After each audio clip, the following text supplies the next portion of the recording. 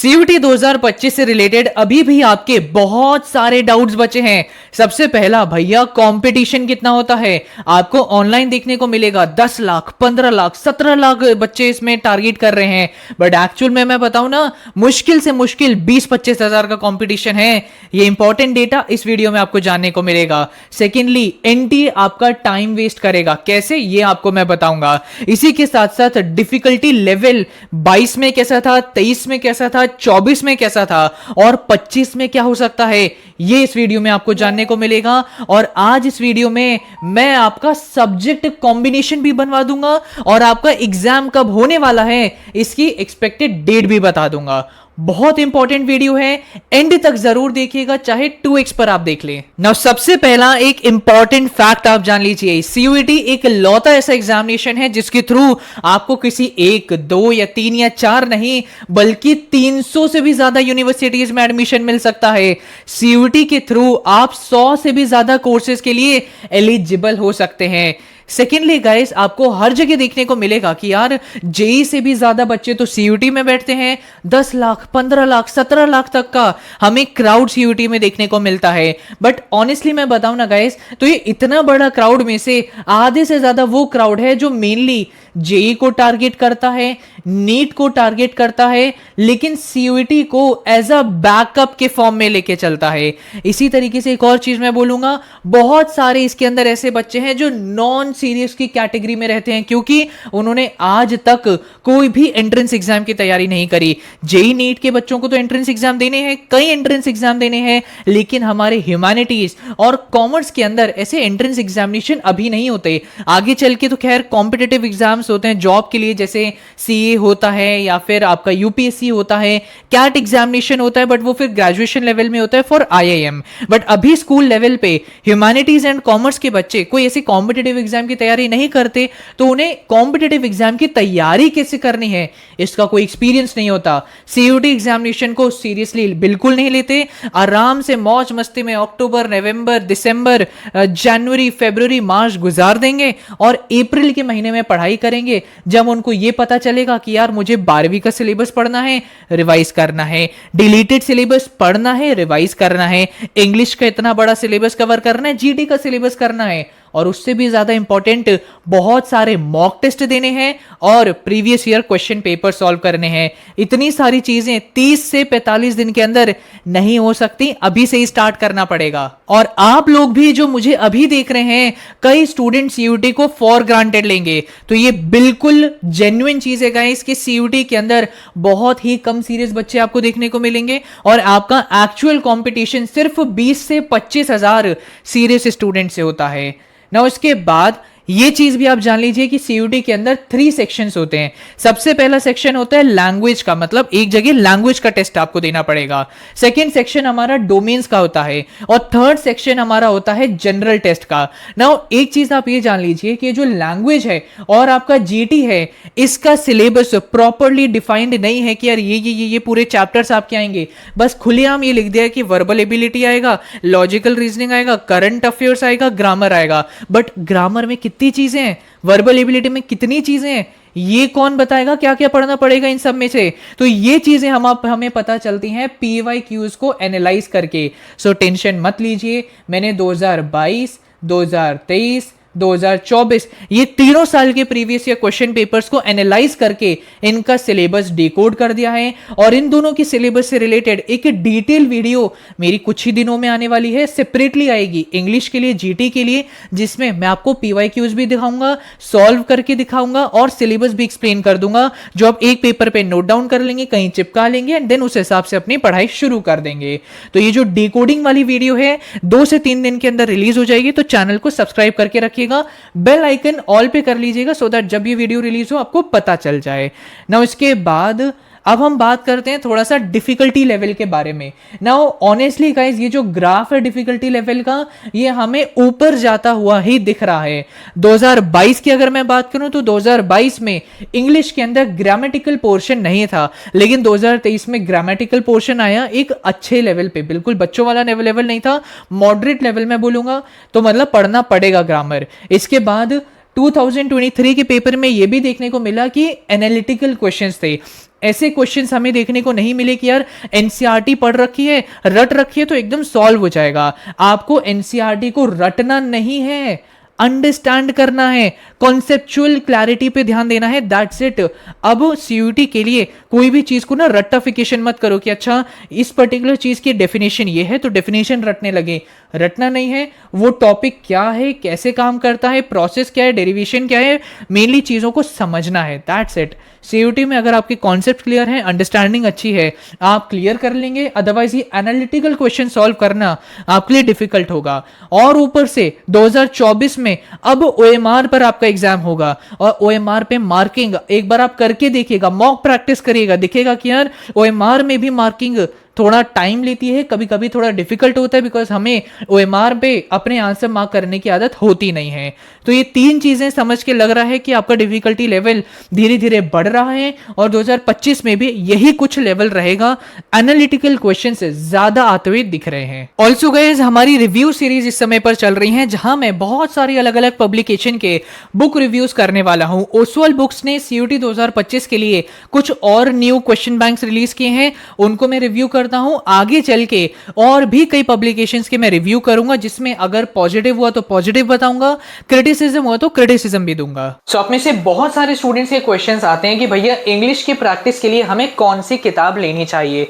तो currently guys, अगर मैं क्वालिटी वाइज बोलूं, not quantity wise but quality wise, English का क्वेश्चन बैंक ओसवाल का is really good. Now syllabus में अगर हम बात करें इन्होंने क्या क्या दिया है, तो हर एक टॉपिक जो सीयूटी में पूछा जाता है इंग्लिश का वो इन्होंने कवर किया है। रीडिंग कॉम्प्रिहेंशन, वर्बल एबिलिटी जिसमें ग्रामर आता है, देन वोकैबुलरी में सिनोनिम एंटोनिम, फिर उसके बाद कुछ प्रैक्टिस पेपर दे दिए गए हैं, then previous year question paper of 2024 and 2023 इसमें दे दिया गया है। ना कुछ अच्छी चीजें जो मैंने इसके अंदर मार्क कर रखी हैं, let me show you that. So for example, English में हमें हर एक ग्रामेटिकल टॉपिक पढ़ने के लिए सिर्फ ग्रामर की मीनिंग ही नहीं बट रूल्स भी आने चाहिए। तो इसे एक किताब में प्रैक्टिस मटेरियल के साथ साथ आपको रूल्स भी पढ़ने को मिल जाते हैं। प्रैक्टिस के लिए हर एक क्वेश्चन यहाँ पे सेग्रीगेट कर दिया कि अच्छा इस चैप्टर से पहले क्या क्या क्वेश्चन आए थे ये पता चल जाएगा। जैसे 2023 का क्वेश्चन यहाँ पे है, 2022 के क्वेश्चन इसमें आपको देखने को मिल जाएंगे। इसी के साथ साथ अगर आपको सिनोनिम एंटोनिम पढ़ना है तो कैसे पढ़ना है, इसमें इस माइंड मैप में एक्सप्लेन किया है, और कौन कौन से हमें सिनोनिम एंटोनिम पढ़ने हैं इसकी कॉम्प्रिहेंसिव लिस्ट इस एक किताब में दे दी गई है। तो अगर आप इंग्लिश की प्रैक्टिस करना चाहते हैं, थ्योरी पढ़ना चाहते हैं, you can definitely look up for Oswal books question bank. Now अब हम बात करते हैं एनटीए के द्वारा की गई स्टूडेंट्स की टाइम वेस्टेज के बारे में। यस गाइस, आपको शौक हो रहा होगा कि भैया एनटीए तो हमारा सीयूटी करवाएगा तो ये टाइम वेस्ट कैसे करेगा।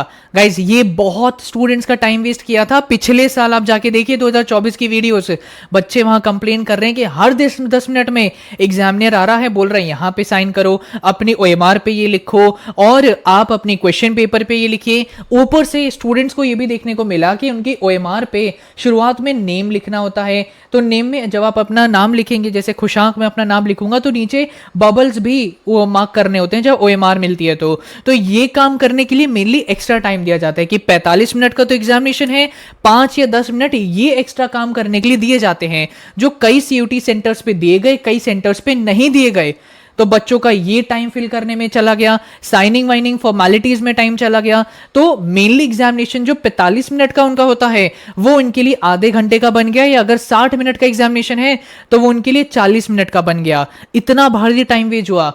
तो इसलिए मैं आप सभी को बोलूंगा कि जब आप अपनी प्रैक्टिस करेंगे ना, तो ये मत करना कि आप टाइमर अपना 45 मिनट का लगा रहे हो या 60 मिनट का लगा रहे हो। टाइमर लगाइएगा 30 मिनट का, टाइमर लगाइएगा 40 मिनट का, जिससे आप जल्द से जल्द पेपर भी सॉल्व कर पाओ और आपको एडिशनल बेनिफिट मिल जाए कि आपकी स्पीड भी बढ़ जाए। तो ये हुआ था सीयूटी 2024 में। आपको मैं पहले से चेता रहा हूं कि सीयूटी 2025 भी अगर ओएमआर पे कंटिन्यू हुआ तो ये प्रॉब्लम देखने को मिल सकती है।